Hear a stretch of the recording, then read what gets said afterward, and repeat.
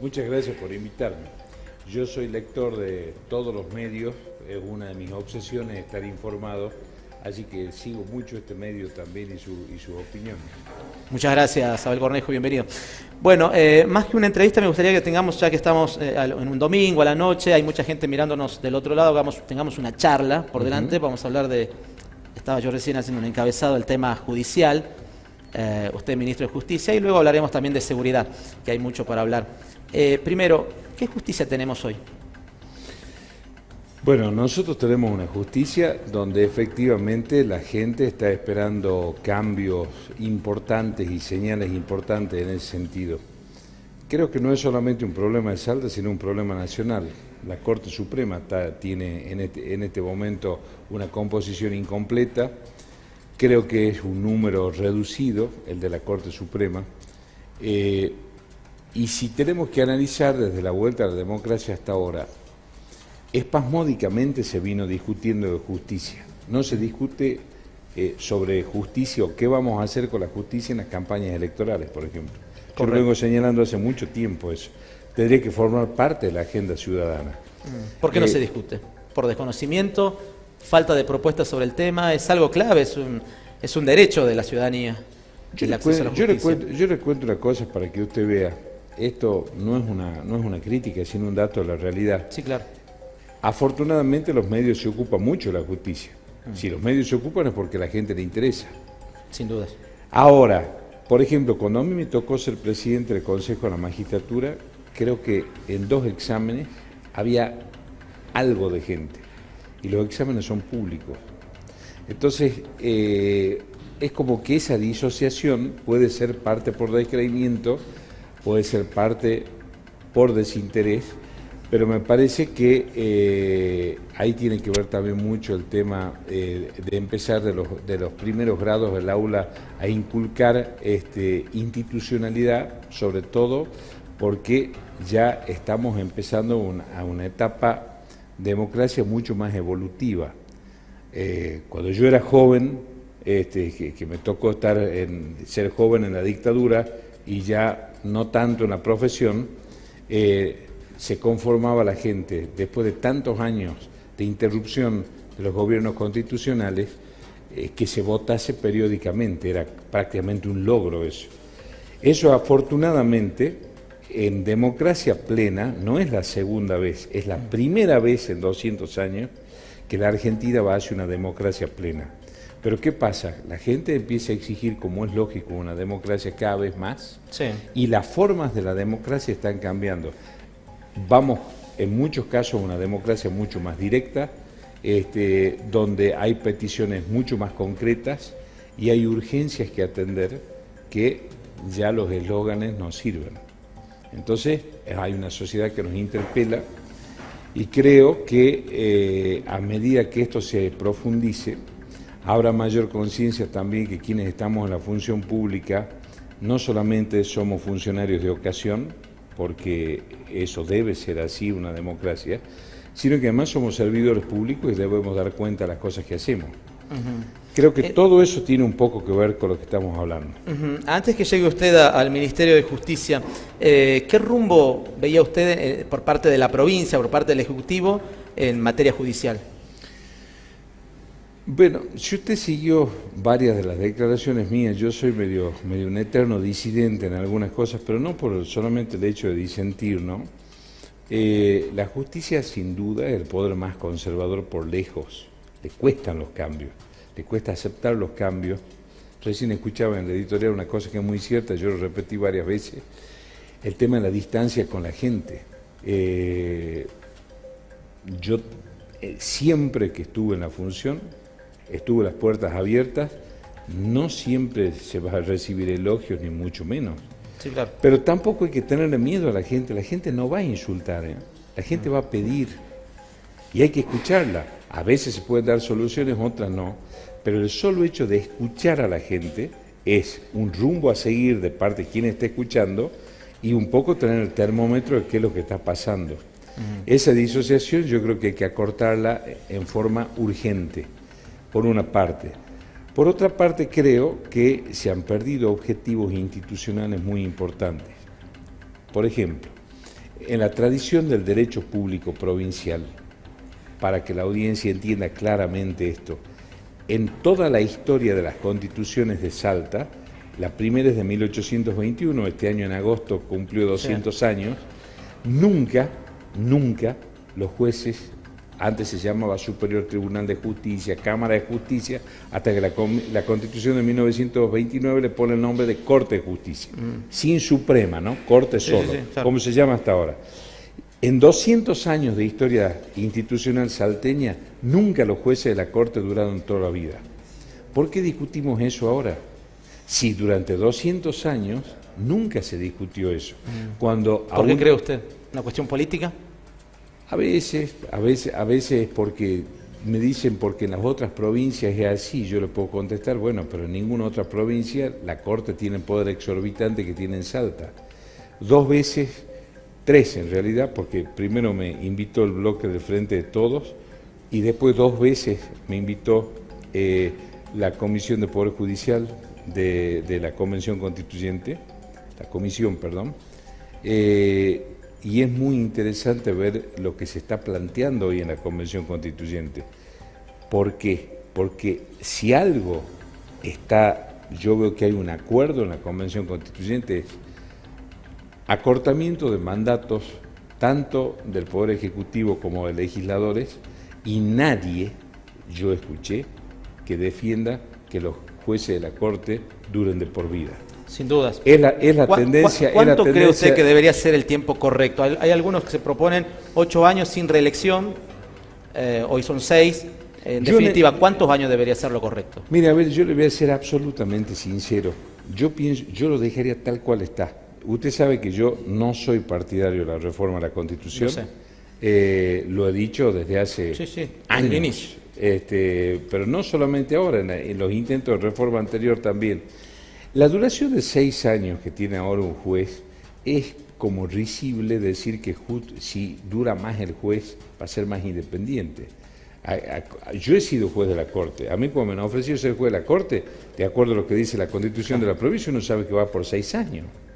Entonces, hay que honrar ese mandato, se trabaja mejor a plazo fijo y a tiempo cumplido, y ser una opción de vida, si acepta o no acepta. Distinto es llegar a la Corte para tratar de ir siempre por el atajo, que es muchas veces lo que nos pasa a los argentinos. En vez de marcar la observancia de la ley, de observar la ley, nosotros elegimos el atajo, la famosa viveza criolla que tanto mal hace. Sí. Si usted me pregunta a mí, yo dejaría en 6. ¿Por qué en 6? Porque en 6 no es cierto de que duren solamente 6 años. Han habido varios jueces de la Corte que duran mucho más de 6. Sí, claro. Yo duré 11 Claro. hasta que renuncié. O sea, usted dice 6 con renovación. 6 con renovación como está ahora.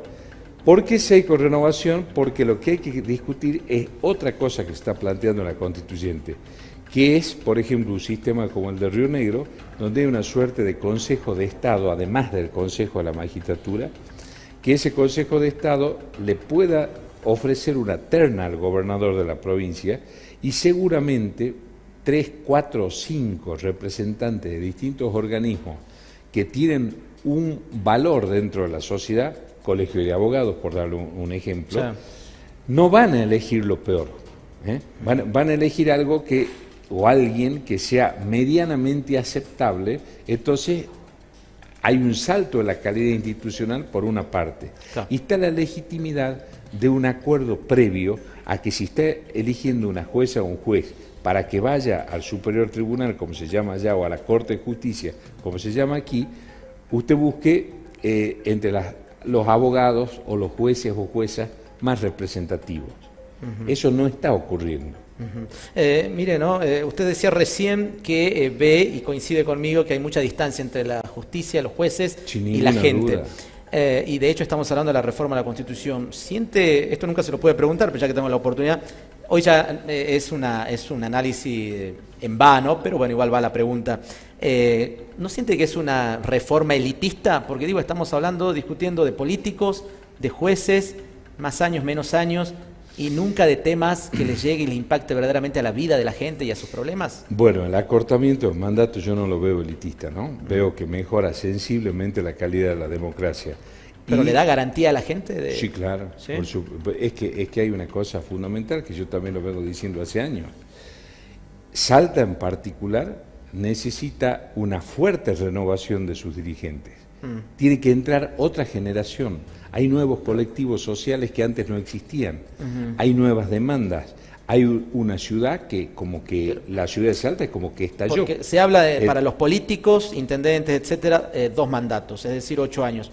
Sin embargo, en el interior hace pocos días fue noticia lo de Méndez, ex intendente de Salvador Massa, con una fortuna, etcétera, segundo mandato. Es decir, digo, esto del speech político para justificar estas reformas no siempre es la garantía de honestidad los recambios. No, pero sí de movilidad y no de eternización.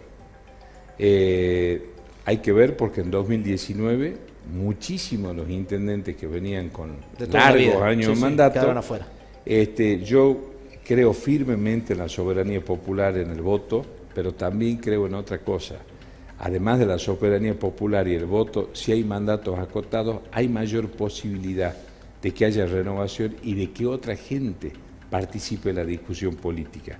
Ahí estamos hablando de otra disociación porque muchas veces se habla de la política y los políticos que ellos no son extraterrestres, vienen de la sociedad. Sí. Entonces, una forma de reconciliar también el sistema político con las demandas sociales es el acortamiento de los mandatos. Lo del Poder Judicial es muy positivo porque es la primera vez, por lo menos desde que yo veo, donde cuando he sido invitado a la Convención Constituyente lo vi y con sumo agrado a eso, estamos discutiendo integración de un poder del Estado y se está discutiendo con la máxima seriedad y con una gran responsabilidad, me parece, ¿no?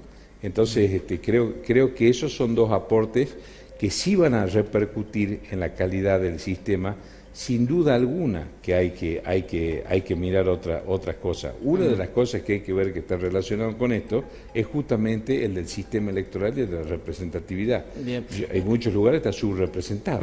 Hay una duda que siempre tiene la gente cuando escucha hablar de la reforma, es el tema de el gobernador. Digo, esto una vez aprobado, va a darle la posibilidad a Sáenz, en el caso de que quiera seguir él buscando la reelección, de poder estar 12 años, porque esto entraría... 8 años. Es un mandato. Claro, pero digo, como ahora ya tiene 2 adentro y quedan 2 para terminar, bueno, entraría desde la próxima gestión, incluye esa es la duda de la gente. Ahí estará la responsabilidad de los convencionales constituyentes, que si se llamó a reforma... Porque si no, vamos a seguir en la misma, ¿no? Si no es gatopardismo político. Claro, por eso digo, por eso le pregunto a usted que es un hombre de leyes. Obviamente. A mí sí se hace una... Por eso es tan importante. El otro día, en la última visita, se empezó a discutir sobre las cláusulas transitorias. Las cláusulas transitorias sirven para eso. Bien. Se aplican por única vez, pero entonces se dirá, si hay una reforma constitucional, me parece que tiene que tener la seriedad suficiente porque desde ahora, claro, hace la credibilidad al sistema. Si no... Coincido totalmente con usted, pero bueno, es una duda que se la quería plantear. Me dicen que tiene una pregunta, Maxi. Así es. Buenas noches, doctor. Usted viene de ser juez federal, miembro de la Corte de Justicia, titular del Ministerio Público, es decir, no le escapa la responsabilidad, ahora asume como ministro de Seguridad. ¿Qué opina que la próxima titular de la Corte sea una mujer que nunca litigó? Habría que ver si es que eso es así, ¿no? Habría que ver. Hay una oportunidad histórica que se da ahora.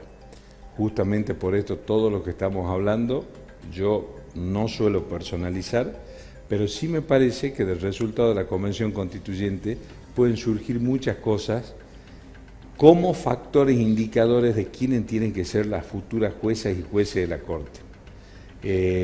Creo que tiene que haber una serie de compromisos con el sistema judicial que necesita cambios urgentes, cambios en los plazos, cambios en determinados compromisos que la sociedad demanda. Y bueno, ahí veremos qué es lo que resuelve la Convención Constituyente, finalmente, cómo va a ser la integración final de la Corte, si es que hay recambio o no hay recambio, y también tiene una gran responsabilidad la Convención Reformadora, porque es que qué van a pasar con los actuales mandatos.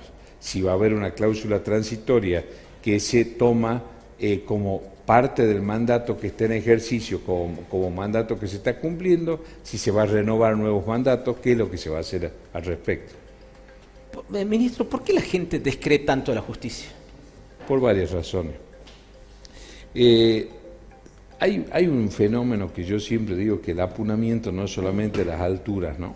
Hay gente macanuda que uno la ve por la calle, se saluda, se abraza, es comedida, parece que pone la mano arriba de la Constitución al día siguiente para ser juez y automáticamente pone como la primera regla del boxeo, que es mantener la distancia. Ya cuando mantiene la distancia, uno no pierde autoridad con hablar con la gente, ni por escuchar lo que la gente está demandando. Es una función muy delicada la judicial, porque nunca alguien se va a quedar del todo conforme. Por eso es tan importante preguntar en los exámenes del Consejo de la Magistratura, incluso más si sabe de derecho, la capacidad de decisión. Los jueces timoratos hacen un daño enorme en la sociedad. ¿Por qué? Porque empiezan a durar, entonces demoran en resolver. Esa distancia en resolver es lo que genera el gran descreimiento por las demoras, porque tiene la sensación de que no hay justicia o la ¿Hoy eso no se pregunta en los concursos?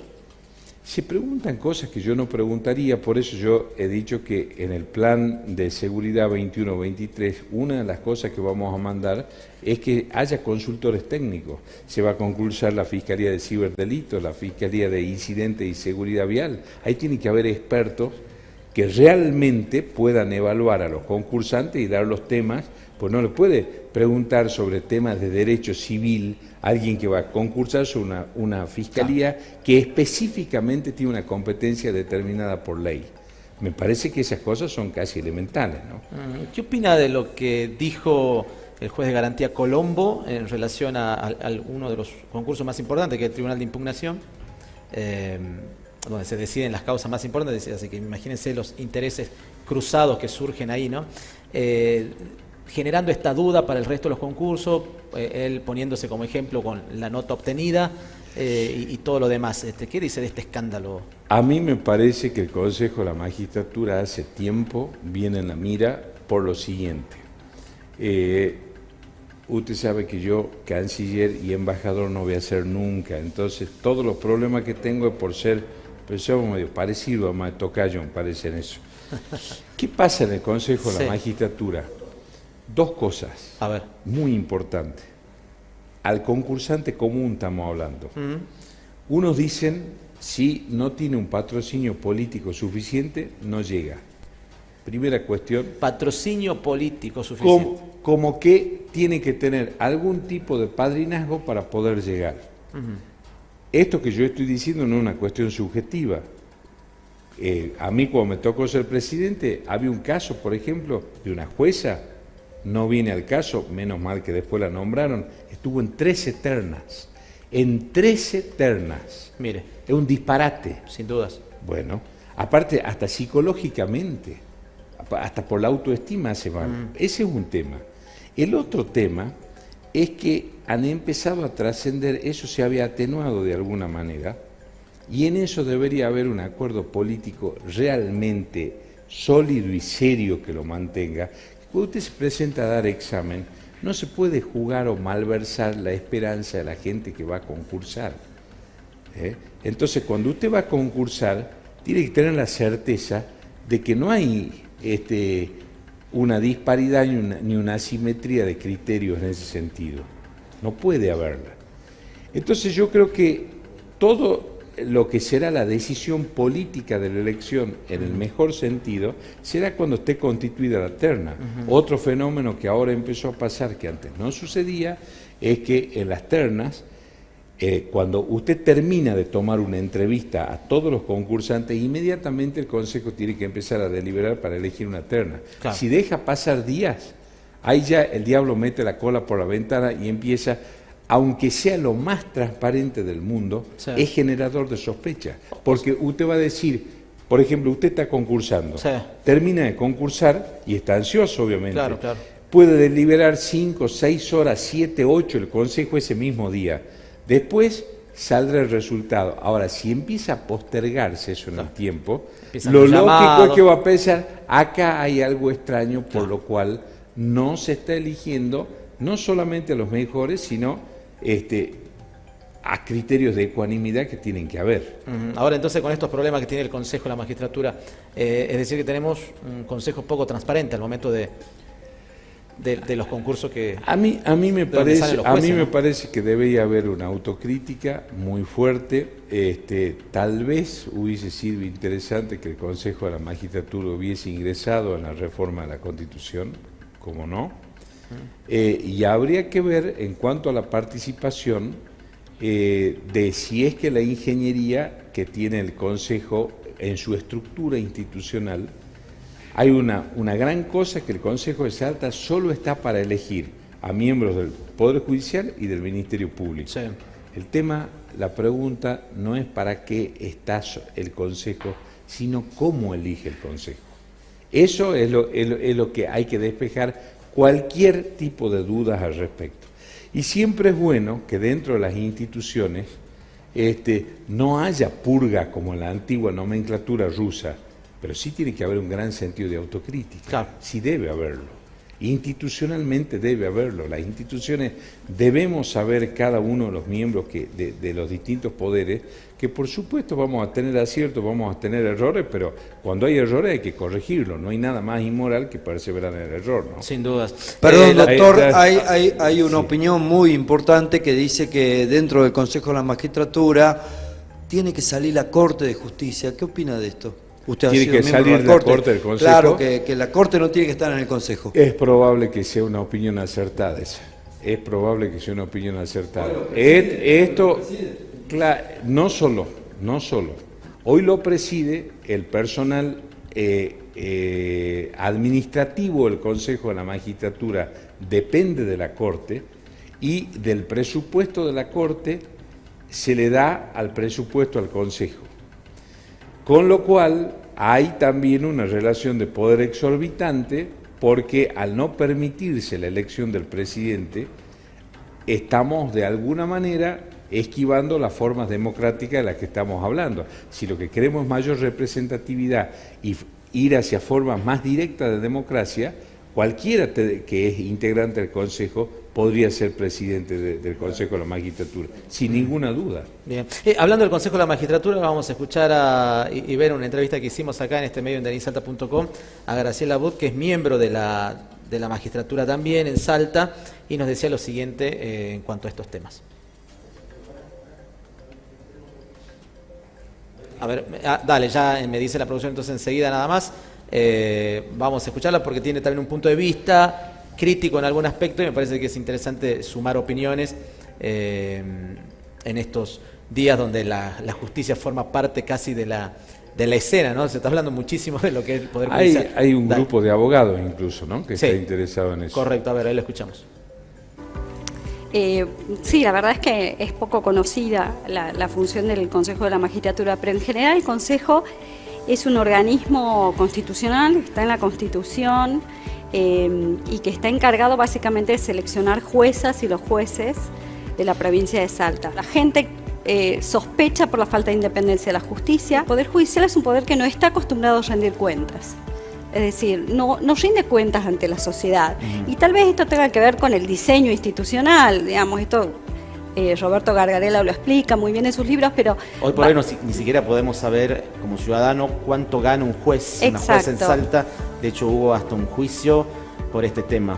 Así es, digamos, es como bastante opaco todo lo que proviene, la información que proviene del Poder Judicial en ese sentido, digamos, es difícil hasta averiguar cuánto cobran hoy los jueces de corte. Tenemos que generar modelos de justicia que sean mucho más cercanos a la gente, unas gestiones judiciales que sean inclusivas, que sean participativas, que sean sobre todo muy cercanas a la gente. Me parece que eso debería empezar a estar en la agenda de los jueces y de las juezas salteñas. Creo que el sistema de justicia local podría mejorar mucho. Lo que veo es que el Poder Judicial no genera los anticuerpos necesarios para sacar de su sistema a un juez violento. En general creo que fallamos en todo y el modelo de gestión de las violencias dentro de la provincia. Porque hoy tenemos una especie de, ¿cómo te diría?, como una interinstitucionalidad fragmentada. Es decir, nosotros abordamos las violencias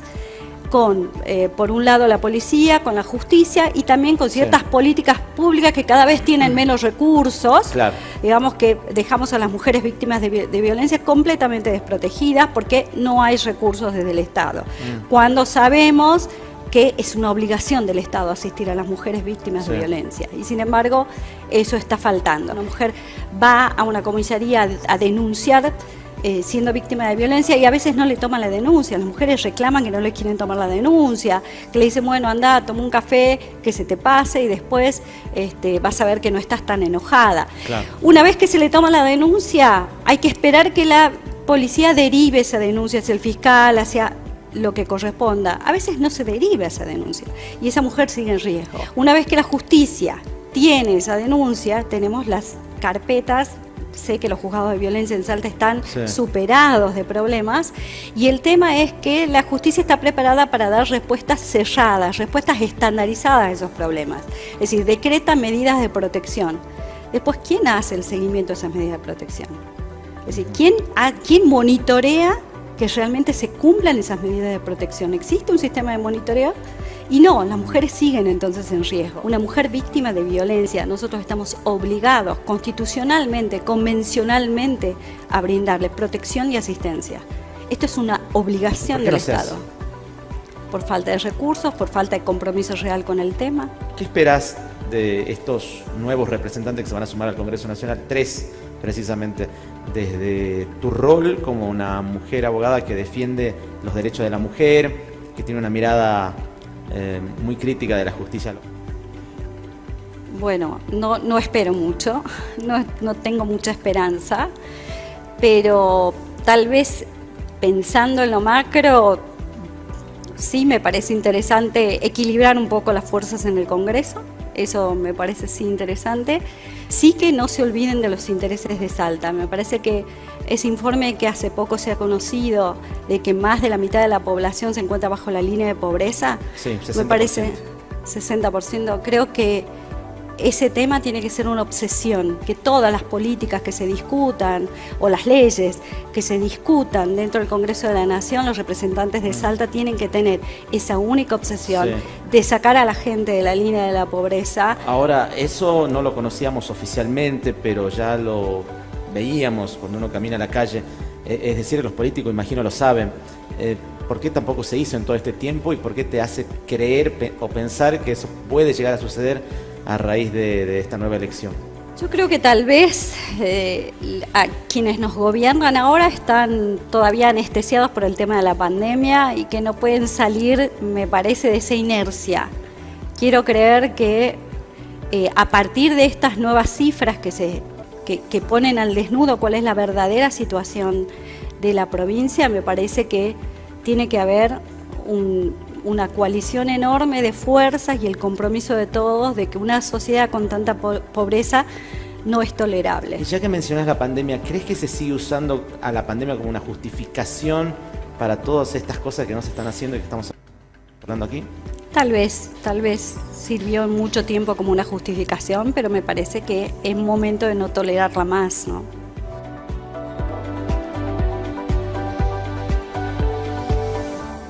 Ministro, ¿coincide en algunos puntos con lo que acaba de escuchar? Tengo un gran respeto, miembro del Consejo. Tengo un gran respeto por la doctora Abud Carol porque me parece que es una mujer muy comprometida con lo que piensa, lo cual no es un valor menor en los momentos actuales. ¿Qué quiere decir que comprometida con lo que piensa? Que me parece que actúa de acuerdo a sus convicciones. Es una voz interesante. Siendo procurador tuvimos una reunión, me fue a ver a la procuración y hablamos sobre varios temas de justicia y creo que es una abogada valiosa del fuero a la que hay que escuchar. Dijo una palabra muy interesante, muy rica, convicción, algo que no se ve hoy como de manera frecuente. ¿Siente que se han perdido las convicciones en el plano político? Mire, yo voy a decir una cosa que es total y absolutamente incorrecta desde el punto de vista político. una de las cosas por la que más hay que luchar es por sacarnos las máscaras de la hipocresía, ¿eh? El tema del doble discurso hace un daño tremendo. Preferible no decir nada a veces. Pero si decimos, tratemos de ser en ese sentido lo más coherentes posible. Creo que es algo, sobre todo en los jóvenes pasa eso, ¿no? Que critican mucho. Es una fuente de saber importante, como existe ese prejuicio de que la juventud no sabe. Ojalá yo pudiera ser joven todavía, pero en la voz de la juventud yo veo, por ejemplo, movimientos como el que sucedió en Chile, que aparentemente era de la nada, y de golpe había millones de personas en la calle de Chile, desemboca en una asamblea constituyente. No sé cuál será el resultado de las elecciones chilenas, pero lo cierto es que ese movimiento juvenil, Sí. buscando no cosas disparatadas, al contrario, reclamando nada menos que igualdad de oportunidades, Lo nada justo, menos sí. y nada más, pero provocó una eclosión dentro del sistema político chileno, dentro de la democracia. Muy interesante ver eso. Un fenómeno en paz, con mucha jornada de protesta, pero donde se empezaron a discutir otras cosas. ¿Qué es lo que se empezó a discutir en Chile? Cosas que ya se están empezando a discutir acá también. Que sea mucho más claro y más sincero el discurso político. Por eso no nos podemos hacer ya más trampas al truco, no Claro. corresponde que así sea. Hablaba en la radio con Lucio Yasle, que es un sociólogo, y él anticipaba que en los tiempo a futuro próximo puede venir una explosión social. ¿Coincide con eso? Tiene que ver más o menos con esto, que la gente va ya colmando la paciencia, va entrando en un hartazgo por muchas cuestiones, muchas problemáticas. Lo respeto mucho en sus opiniones a Lucio Yasle, una persona de una inteligencia muy aguda, un buen observador de la realidad. ¿Qué pasa con eso? Yo le contesto con otro interrogante sin eludir la pregunta. Yo me acuerdo cuando empezaron las protestas chilenas, el presidente de Chile entró a un cumpleaños de un nieto a comer pizza. El jefe de seguridad Sí. le avisó al presidente que empezaban a salir miles de personas a la calle.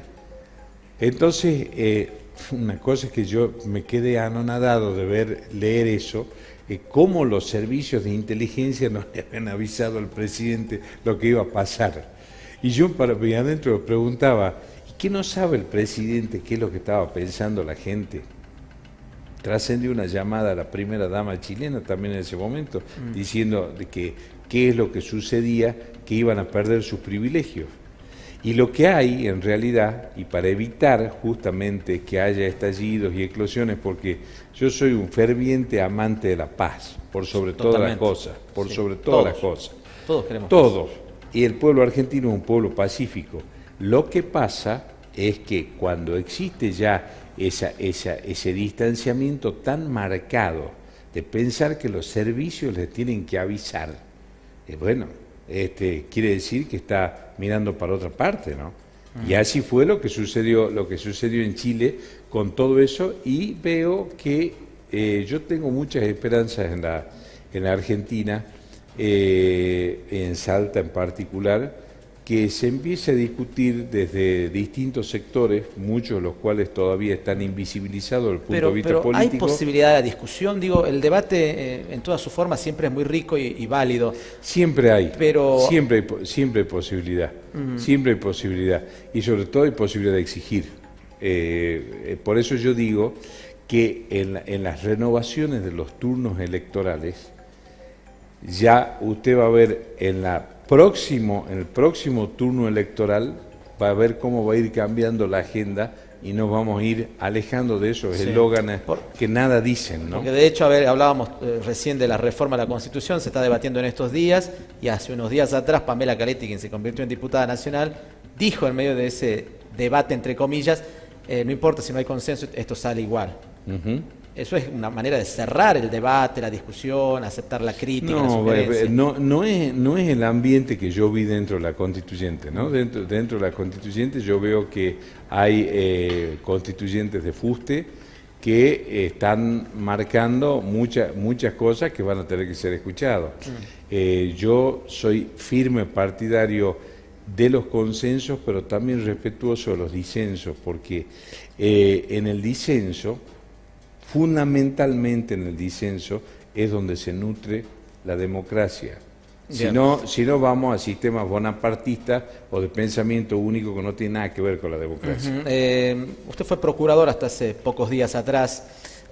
Un balance en una respuesta, una autocrítica y a la vez su mayor logro por el paso de la procuración. En la procuración logramos establecer un sistema de comunicación diferente.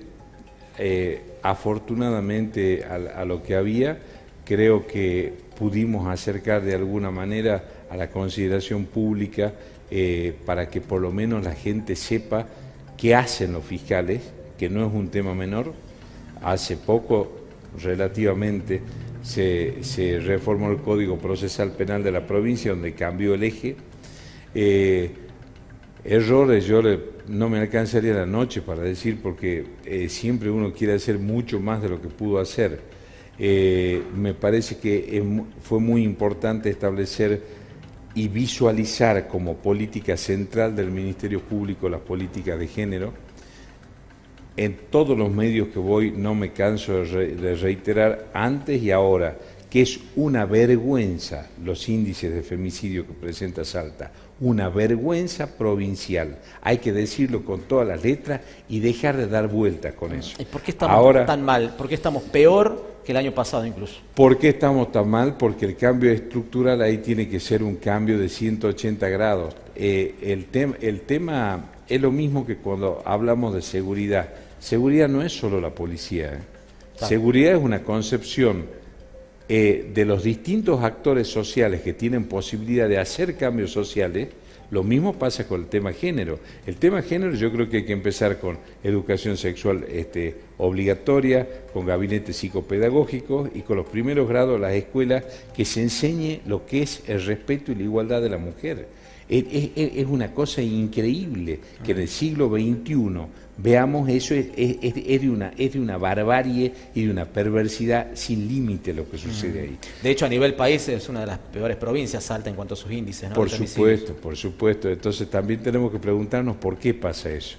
Y ahí es donde creo que desde ya que hay cosas que a mí me hubiese gustado esclarecer, profundizar. Pero bueno, confío que el nuevo procurador, tenemos muchos puntos afines en forma de pensar. Yo creo que va a seguir muchos de los puntos de la gestión, porque ese es otro tema. Esto de la despersonalización de las políticas públicas. No tiene continuidad. Que haya continuidad, claro. Exactamente. Si no es volver a comenzar y no terminamos. No, si no se llega a ninguna parte. Castiela dijo que todas las muertes violentas se las va a investigar como homicidio. ¿Qué le parece eso? Yo estoy de acuerdo con eso. Sí, yo estoy de acuerdo con eso. Eso es una decisión sin lugar a dudas novedosa, drástica, y me parece que es tomar el toro por las astas, porque hemos tenido casos recientes en Salta, incluso cómo se descubre el doble crimen de la autopista del oeste. Empezó a decirse de que había sido un accidente de tránsito, terminó siendo un doble homicidio. Un homicidio, un femicidio. La gente hoy está muy asustada porque, a ver, el fin de semana de la elección, en plena veda, mataron a un chico acá en pleno centro, en la esquina de la legislatura, donde hay cámara de seguridad, muy cerca del 911. Volvían de la Balcarce, hoy feriado, hay mucho turismo, es decir, hoy salir a la calle ya es una situación, ya no es como antes. ¿Por qué está tan violenta Salta? Por varias razones. La seguridad no solamente es vigilancia, sino también es inclusión, es dar fuente de trabajo, es contención, es dar soluciones. Y nosotros nos espera una tarea de ciclopia, porque nosotros creemos que la policía de Salta tiene un buen número de efectivos, no hay que ampliar el número de efectivos. Lo que tenemos que apostar fuertemente es a 3 ejes: mejorar el sistema educativo y de formación de la fuerza, darle muchísima más tecnología de la que tiene, Y además, desde el punto de vista humano, una revalorización de los y las policías en el sentido de que tenemos que volver a los barrios policiales, mejorar la situación de bienestar de la policía en su conjunto. Una fuerza chica es mucho más eficiente si actúa bien, pero hay que darle los medios. Y también digo que para que haya una mejor policía, también hay que invertir en seguridad. Por eso es que planteé la necesidad de que haya una división aerotransportada. Hasta que me vaya de ministro yo voy a seguir luchando con eso. Estoy haciendo múltiples gestiones en ese sentido, pero una ciudad con las dimensiones que tiene Salta y la problemática que tiene ahora, al desplazamiento terrestre de las fuerzas policiales, tendría una ayuda muy superior si desde el aire pueden actuar en forma conjunta.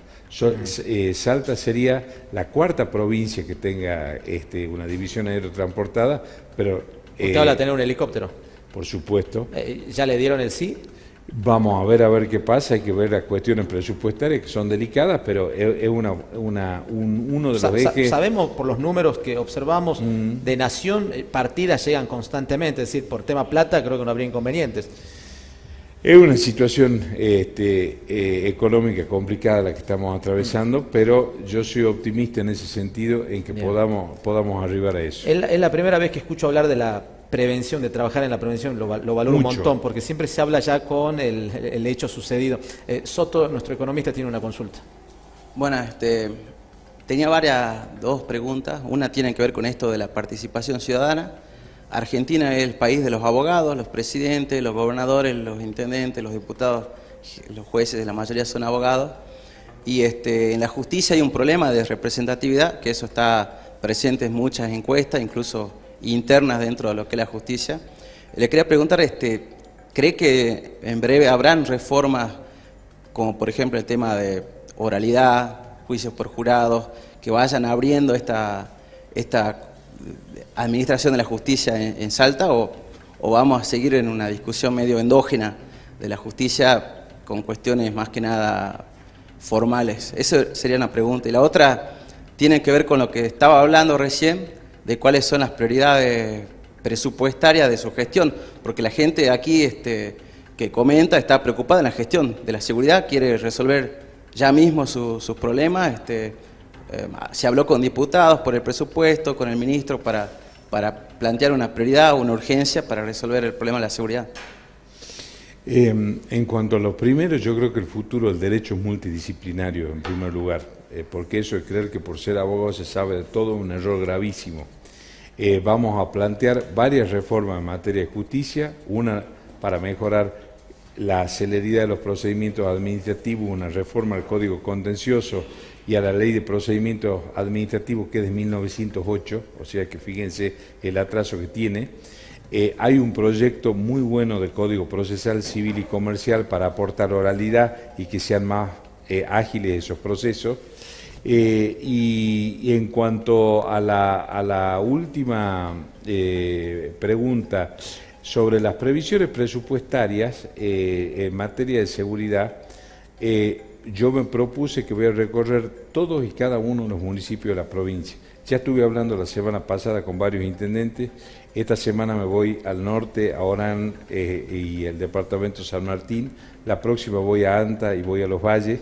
Estoy en permanente contacto con intendentes y legisladores, porque si no incluimos a la gente dentro de la seguridad y ver qué es lo que está sucediendo en cada lugar, no tiene ningún sentido ningún plan, digamos. Hay que también explicar el plan de seguridad y que los intendentes apoyen desde cada uno de sus municipios, apoyen qué es lo que se está haciendo y veamos de poder trabajar juntos en eso, en un consenso, pero sin deslindar responsabilidad de la seguridad, pero creo que un plan de seguridad tiene que ser esencialmente participativo. O sea, eso no se venía haciendo hoy. Eso no se hizo nunca. Es la primera vez que se va a hacer, es un nuevo modelo de gestión en materia de seguridad. O sea, no teníamos plan, digamos. En los países que se implantó, eso funciona bien. Por lo menos tenemos que intentarlo. Sin dudas. Sin duda. ¿Usted tiene una proyección, de acuerdo a todos estos estudios que está mencionando, cómo bajar la criminalidad en los próximos meses? Sí, nosotros tenemos una nueva forma de ver el mapa del delito. Antes el mapa del delito se hacía mucho hincapié en la personalidad del delincuente, que es lo que en derecho penal se llama derecho penal de autor. Nosotros creemos en el derecho penal de acto. Entonces, cantidad de denuncias por delito que hay en los distintos barrios de la ciudad de Salta y área metropolitana y en los distintos municipios del interior de la provincia. Nosotros tenemos una provincia, hay que saber, y ustedes son los más informados en eso, Salta es una provincia esencialmente diversa. Por lo tanto, es una función muy importante que el ministro de Seguridad se mueva dentro de la provincia. Y hay algunas otras cosas que no cuestan un solo centavo. Nosotros queremos que la gente que acuda a una comisaría o un destacamento policial a hacer una denuncia salga con una respuesta. Tenga un buen trato, que se le reciba esa denuncia y que inmediatamente un fiscal pueda tomar intervención. Ya habrán visto también, por lo menos ya de los barrios, a través de las redes, empiezo a tener respuestas con eso. Yo soy el primer ministro que se va a un barrio a trabajar. La sede de mi despacho está en el barrio Huayco, en el Comando Operativo de Huayco. Ahí tengo mi despacho y ahí estoy en contacto con los policías y contacto con la gente. No sirve un ministro de Seguridad encerrado. Estoy yendo por distintos barrios de Salta también. Tenemos un programa que se llama Barrios Seguros, otro se llama Corredores Seguros y otro Municipios Seguros. Son 3 ejes del mismo plan. Y seguramente, si no lo vieron, lo van a ver ya, hay mucho más movilidad dentro de la policía porque esa seguridad estática no sirve para nada. Lo que sirve es que la policía se mueva, tenga controles repentinos, tenga una función de vigilancia y también de acercamiento a la gente. Bueno, tenemos todavía, porque sigue en Discépolo Irigoyen, el cementerio de vehículos de la policía que están abandonados. Habían 650 tirados allí. En eso estamos trabajando, en eso. Es decir, que teníamos en calle. Esa imagen espantosa, sí. Yo espero que antes de concluir mi gestión eso se pueda ver verde, porque bueno, además de ser un criadero de dengue, eso vale mucha plata, todo se puede vender. Sí, claro. Así como queremos instaurar los juzgados contravencionales para que todo lo que se secuestre se pueda rematar y reinvertir en capacitación, en indumentaria. Muchos de esos vehículos solamente necesitan un repuesto barato para la caja del Estado. Obviamente, lo que no puede estar es así, que esté destruyendo a plena luz del día como si no valiese nada. El año pasado el gobierno se había comprometido a comprar 100 móviles 0 kilómetros, está publicado en la página del gobierno, a lo cual solamente compraron 59, es decir, casi la mitad. Este año no se compró nada. Usted va ahora estoy haciendo ver los pliegos licitatorios con eso. También estamos viendo, porque de acuerdo a las necesidades de seguridad de Salta, yo creo que es más importante tener más camionetas que patrulleros y sobre todo reforzar la parte motorizada de la policía, que son las motos. Las motos seguramente ustedes van a ver de acá a un tiempo, van a ser grandes protagonistas porque tiene mucho menor costo, mayor capacidad de movilidad y una moto entra por cualquier parte. Entonces va a haber un refuerzo importante en eso y en seguridad vial, que es el otro gran desafío que tenemos. Sí, es la otra pandemia, ¿no? Es tremendo. La cantidad de muertos en rutas. Tremendo. No baja. Tremendo. Eso tenemos que ponernos a trabajar a destajo para tratar de bajar esos índices y de mejorar los controles y de ver todo lo que se pueda hacer para aminorar ese índice que es letal. Cuando llegó al ministerio, ¿se dio con algo que lo sorprendió? ¿Es lo que esperaba? ¿Lo ve difícil ahora que ya está en el cargo? Porque a mí siempre problemas hay un montón. A mí siempre me gustan los desafíos. Yo he dicho antes de asumir que este es el desafío, aunque no parezca, es el desafío más importante de mi carrera. Es un momento complicado de la seguridad de Salta, eso también hay que decirlo. Y tengo un buen equipo que me acompaña, no muy numeroso. Y yo creo que lo que hay que decirlo al final de la gestión, y que se pueda hacer una evaluación y un análisis de lo que uno hizo. A mí ¿Sáenz se lo propuso a usted? ¿Sáenz le propuso a usted que sea el ministro? Sí, por supuesto, directamente. ¿Y qué le dijo usted apenas escuchó la propuesta? Lo sorprendido, porque apenas me propuso dije sí. Yo creo que nadie se esperaba el tema ese, pero yo era crítico en muchos aspectos. de cuestiones de seguridad y es una oportunidad. Espero que me vaya bien. Lo que pueden tener la más absoluta seguridad, y quienes me conocen, es que capacidad de trabajo es lo que me sobra y voy a poner todos mis esfuerzos para tratar de revertir eso. Lo dije al inicio, un hombre que conoce no solo de derecho, sino de muchas cosas por las funciones que ocupó, y teniendo en cuenta la cantidad de cargos importantes que tuvo, por ahí ser legislador está dentro de las posibilidades a futuro. Yo como tengo ancestros gallegos por los 4 puntos cardinales, hay un viejo dicho en Galicia que dice uno por uno, sino ninguno, ¿no? Entonces hay que ir despacito, o en términos futboleros, paso a paso, y ver cómo va la gestión. Si la gestión va bien, veremos. En ese caso, si fuese así, ya tocaría que me vaya a mi casa a hacer otras cosas. Si me va bien, a lo mejor podría ser legislador, pero a mí lo que me interesa es fundamentalmente cambiar determinados ejes de la seguridad de Salta que obviamente preocupan. Me parece que estamos con problemas serios, estamos con problemas de seguridad de frontera, creo que tiene que haber una articulación totalmente diferente con las fuerzas nacionales, y si hay una buena seguridad, una seguridad que respete la Constitución y las garantías individuales, eso genera inversiones, genera fuente de trabajo, pero lo más importante de todo es que genera tranquilidad a la gente. Recién dijo, cuando hablaba de la prevención, que es donde hay que poner el foco, que mucho de la inseguridad viene también por la falta de empleo, generación de empleo. Salta, según el CONICET, está con el 60% de la población empobrecida, es decir, Salta a nivel país es la provincia más pobre y desigual. Si no se corrigen esos índices que escapan a su materia, es muy difícil lograr todos los objetivos que usted tiene pensado. Sí, pero ¿Eso también, lo charla usted con Ibayú? Sí, sobre todo con el gobernador, y yo creo que lo tiene muy en claro eso. ¿Qué le dice el gobernador? Y le preocupa, obviamente. ¿Pero obviamente le dice que algo le más preocupa. aparte de estar preocupado?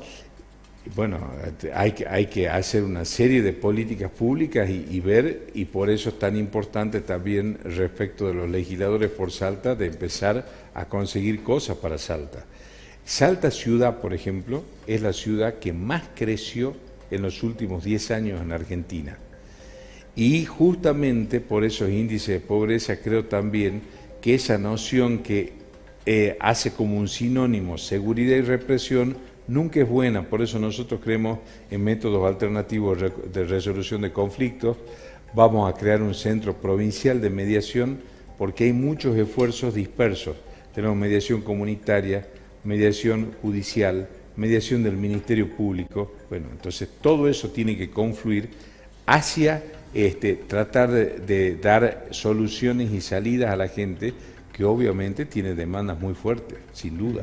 La última cortita y agradeciéndole los minutos. Uno de los casos más resonantes es el del hombre ciclista que circulaba por la zona de San Lorenzo y aparece quemado, muere. Muchas versiones, la versión más potente, la hipótesis más fuerte que hay por estos días, ¿cuál es? ¿La de un suicidio o un asesinato? El otro día dieron una conferencia de prensa la fiscal Simensen y el procurador general. Ellos marcan dos rumbos posibles de investigación. De cualquier manera, es un hecho luctuoso, espantoso, Sí. que nos tiene que tener particularmente atentos, pero es un hecho más de inseguridad que se genera en Salta. Habiendo una investigación penal de por medio, yo lo único que puedo hacer es ponerme al servicio del Ministerio Público en cuanto a la investigación. Desde luego que es un tema que me preocupa y me conduele profundamente por su familia, sus hijos, lo que sucedió. Sin duda. Ministro, gracias por venir. Muchísimas gracias por invitarme.